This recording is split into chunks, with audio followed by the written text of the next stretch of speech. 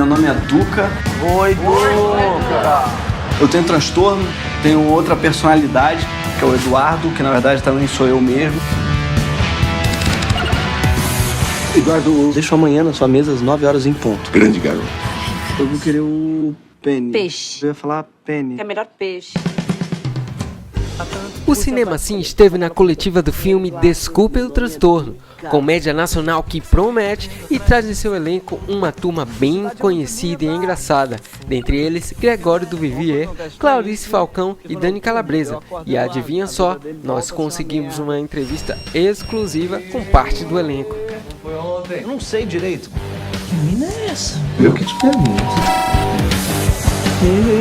Seguidores do Cinema Sim, estamos aqui com o Gregório do Vivier.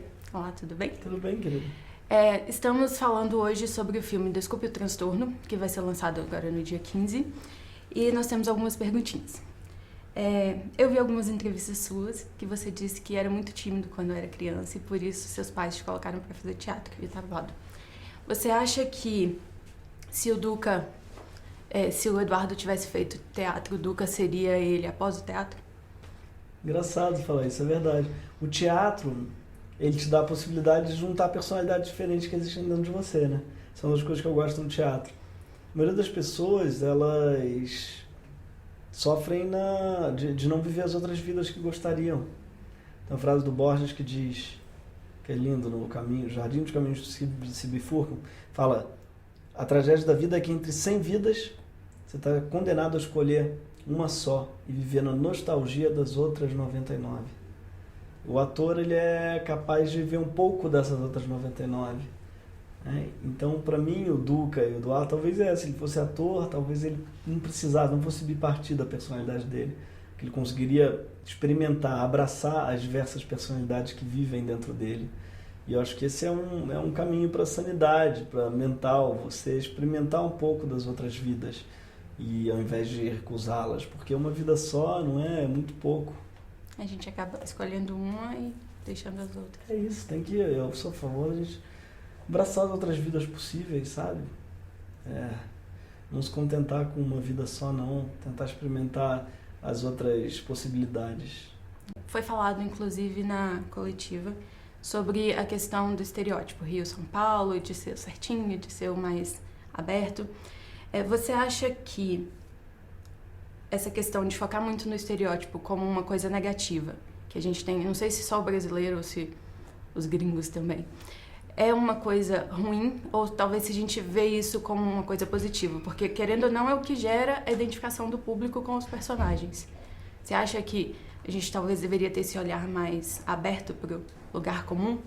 E do filme, qual seria o que você se identifica lá como lugar comum na sua vida? Eu acho que a comédia trabalha muito com arquétipos, não é? Ela trabalha muito com os símbolos. E a gente tem no Brasil esse símbolo muito forte, esse arquétipo. Rio e São Paulo é uma dicotomia muito brasileira, que tem dentro da gente, que existe desde sempre. Não é? Toda a história do Brasil, na verdade, foi um pouco uma batalha talvez, entre isso. Por um lado, lá no século XIX, entre a nobreza carioca e a burguesia, que não parava de crescer. Então, depois Vargas também, no fundo, foi uma batalha também um pouco entre Rio e São Paulo, constituindo depois de 32. A gente teve no Brasil uma série de disputas, na verdade, é um país muito bipartido entre Rio e São Paulo. Ainda hoje existe essa rivalidade ali? É mais que uma rivalidade, eu diria, é uma esquizofrenia. Quando eu digo esquizofrenia, é a ruptura, né, entre essas duas personalidades. Então o país tem essas duas almas. Que o Brasil é? O Brasil é um país meio esquizofrênico, que não faz muita psicanálise. Então, por exemplo, o Brasil é um país muito libertário do ponto de vista sexual, porque você vê o carnaval, o tamanho dos biquínis e tudo, e ao mesmo tempo é um país em que o topless é proibido, é um país ultra religioso, é um país em que o aborto não é nem sequer conversado. O Brasil não tem diálogo entre os dois mundos, tem bolhas, sabe? Ele tem uma contradição gigantesca. É o país do Bolsonaro e do Jean Willis, é o país do Jean Willis, é o país exatamente, é o país em que a gente tem no Brasil um abismo gigantesco, sabe? Entre o pensamento progressista, uma parte da classe artística, do lugar de alguns bairros, né, das maiores cidades, com um pensamento também fundamentalista, tem um abismo gigantesco, um pensamento fundamentalista, sabe? E esse pensamento progressista. Então o país, ele precisa de uma psicanálise mesmo, sabe? E o filme fala um pouco disso. Que todos devem fazer em algum momento da vida. Eu acho que não necessariamente psicanálise, mas terapia com certeza, ou arte, que é uma forma de terapia, enfim. O que eu acho que a gente mais precisa é falar sobre isso. É um país que fala pouco sobre os seus traumas. Acho que o brasileiro tem muito disso, de não falar, não colocar para fora. Isso. O filme, embora ele tenha um fechamento, você acha que há a possibilidade de uma continuação? Para saber como vai ficar o Eduardo, como esse terceiro que é a junção dos dois? Eu adoraria fazer uma continuação, eu acho que seria bem interessante, esse terceiro que aparece, né? Para ver como essa soma se... eu acho que ia ser bem engraçado falar sobre esse jogo. Talvez uma terceira cidade agora. Ele vira meio mineiro também. Até porque no fim mostra aquelas fotos. Isso, revelando. Isso, Mas é bem legal. E para você que tá num mundo que é muito de humor, há a possibilidade, você tem vontade de fazer algo que seja mais dramático? Eu amo drama também, gosto muito de fazer. No teatro eu tive a sorte de fazer peças mais dramáticas, como Uma Noite na Lua. E eu gosto muito desse gênero, eu acho um gênero muito... E tem algum projeto em vista? Drama puro assim não, mas tenho de, enfim, trabalhar com esse meio termo do humor e do drama que eu acho muito rico. Assim como esse filme fala um pouco de drama também, né? Mas não só, eu acho que tô aceitando projetos, acho uma boa ideia, assim, falar mais de drama um pouco, assim. Que não significa perder a graça, perder o humor, mas não ter medo de encarar temas difíceis, espinhosos, como a solidão, a morte, né? Essas coisas do drama. Uma outra questão que para o brasileiro parece muito difícil. Enquanto no México se celebra o Dia dos Mortos, Exato. No Brasil a gente tem essa coisa mais pesada do sofrimento. Exato, no Brasil a gente não sabe falar, é muito difícil, a gente evita falar dos temas delicados, já percebeu? É verdade. No Brasil Talvez porque machuque mais. Talvez. É falta de educação. Não saber lidar com a dor. A gente não sabe lidar. A gente assim, eu digo, é falta de educação, de você falar de temas pesados, sabe? É desagradável. Sim. E eu acho que não tem que ser. A gente precisa falar sobre as coisas. Quanto mais delicado, mais a gente precisa falar. E o Duca, ele vem para tirar o Eduardo da fuga. Você já se viu em algum momento em uma situação assim, que você estivesse se imergindo em alguma coisa, talvez no trabalho, num relacionamento, para fugir de outra coisa? Eu sinto que muitas vezes a gente resiste, né, ao que a gente tem que fazer. Então a gente foge o tempo todo daquilo que a gente tem que fazer, do que nos é fadado fazer, né? Então a gente está fugindo. O Duca, no caso, ele é uma fuga e, claro, eu fujo o tempo todo do que eu tenho que fazer, que é escrever, que é atuar, e fico nas procrastinações do dia a dia, né? As redes sociais são péssimas para isso. Horrível. Acabam com a gente. Procrastinar, os amigos no WhatsApp, mandando besteira, você fica o tempo todo olhando. O grupo da família. Grupo da família. Exatamente. Então eu acho que tudo isso são fugas que nos tiram daquilo que a gente tem que fazer. Boa tarde, prazer estar aqui com vocês. Clarice, eu vi uma entrevista sua no Jô, já de algum tempo, em que você falava que até hoje você não fez uma parceria em composição porque você acha que é muita exposição. E que até o produto final fica menos ruim, que tem muita besteira. Como funciona isso para você com a atuação? Porque você, querendo ou não, tem essa troca ali, tem que passar cena, tem que regravar algumas cenas, rodar... Claro. Então, é por isso que eu faço o possível para sempre trabalhar com amigos e com pessoas que eu me sinta muito confortável, exatamente, porque é isso, é um lugar muito vulnerável esse de fazer humor, né? Você tenta uma piada, ela pode ser ótima, ela pode ser péssima, mas se você não tentar, você não vai saber, porque o humor é muito de feeling, né? Então, você pode fazer um papel de imbecil, assim. Então, é muito bom trabalhar com gente que você se sinta confortável de fazer um papel de imbecil. E que você acha que não vai editar a parte imbecil do é seu verdade, trabalho. Também é bom.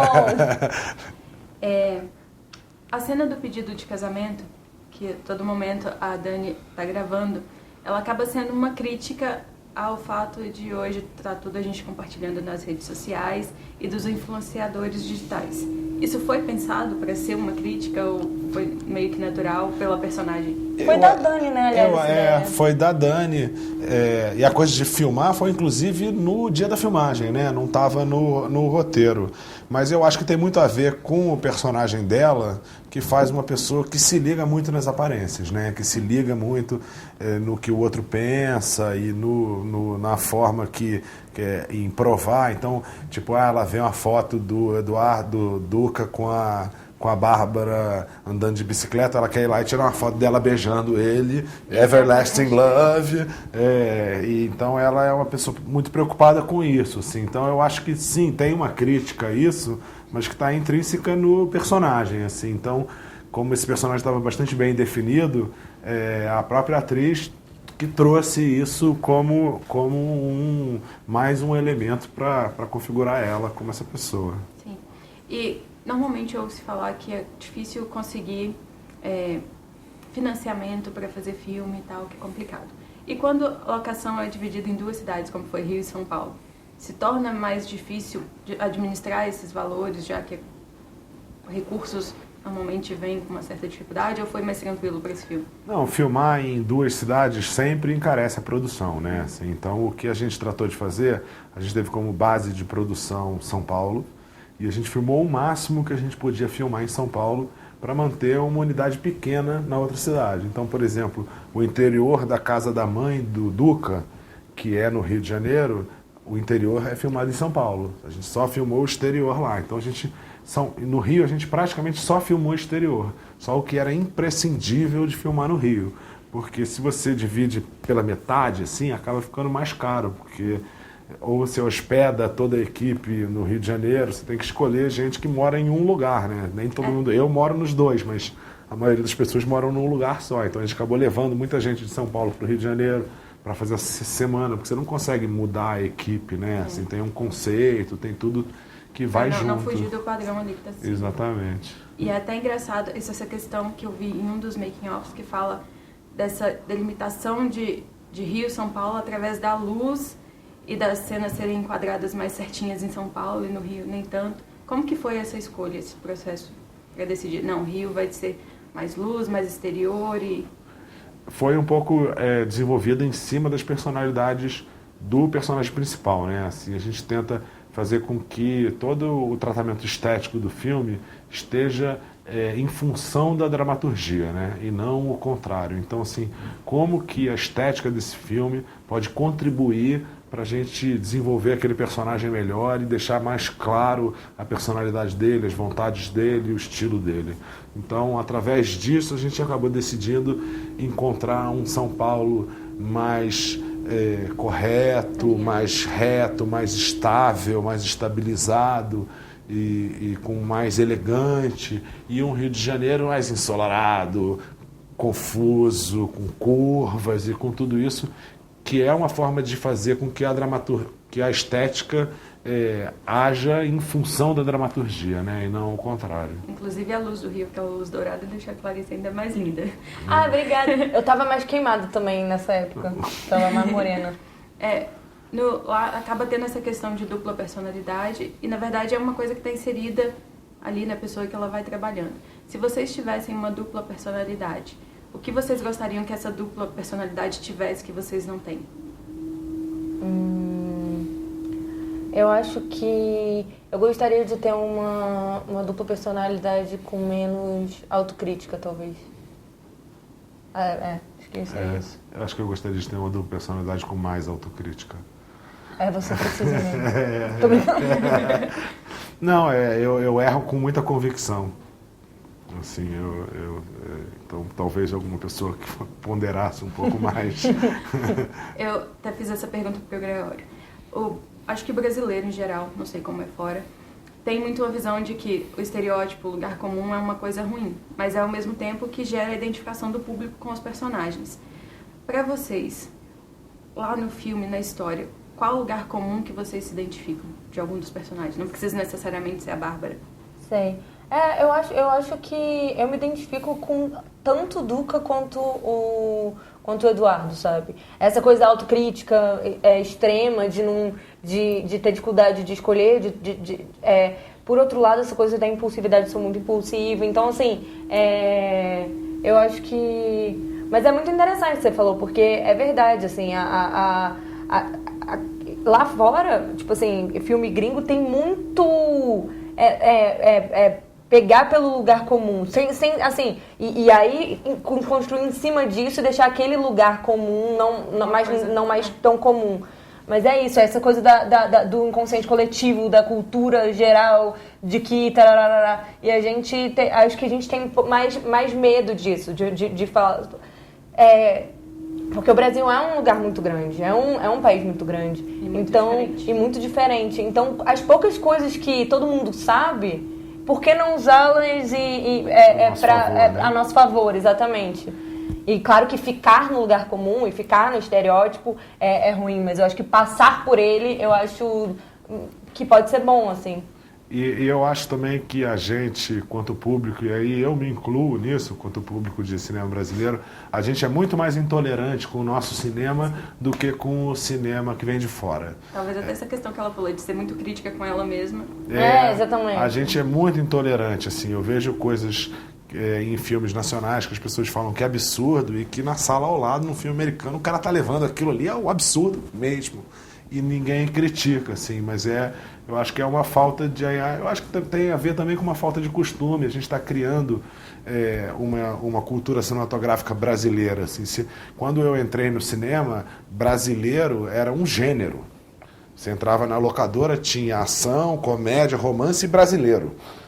Então a gente está aprendendo também a sair disso aí, que era um gênero super naturalista e super a vida como ela que era a marca do nosso cinema, e agora a gente está entrando um pouco no onírico, na comédia, na ação, em todos os lugares. Então tem uma coisa também do público se acostumar e entender e estar mais à vontade com o nosso cinema. Sim.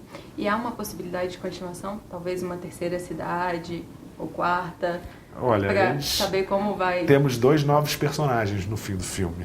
Sim. Então, assim, tudo pode acontecer. A gente tem vontade, super vontade, assim. Foi um encontro super legal, agradável, um encontro super produtivo. A gente, apesar do filme ter demorado um pouco para ser lançado, ele foi feito de uma forma super objetiva e intensa, assim. A gente não ficou anos e anos. Foi uma coisa que realmente um encontro, assim. E com esse pessoal aí eu faço 2, 3, 4, 5. Ai, para! Você fala isso pra todo mundo. E no caso dos dois, há algum projeto em vista já para esse ano ainda, que a gente já possa se preparar? E talvez algo que seja diferente da comédia, mais pro lado do drama, talvez para você que faça mais comédia? Lancei o CD agora, né, no começo do ano.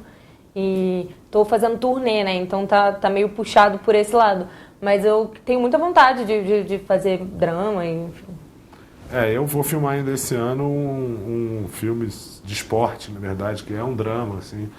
É um filme sobre revezamento 4x100, equipe feminina, e elas perdem uma Olimpíada, e como elas fazem para se reestruturar e conseguir alcançar o pódio na outra Olimpíada. Assim, é um filme de bastante emoção, bastante conflito, assim, e bem longe da comédia, assim. Boa sorte com as filmagens. Clarice, se não for pedir muito, tem como você cantar um trechinho de Capitão Gancho? Claro!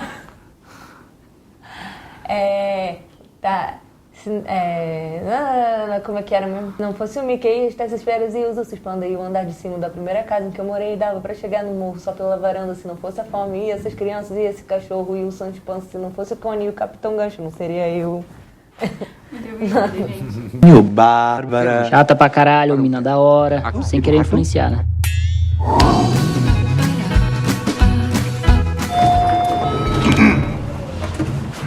Opa, amigo, desculpa, tá em manutenção. Não, como assim? Tá, desculpa o transtorno aí.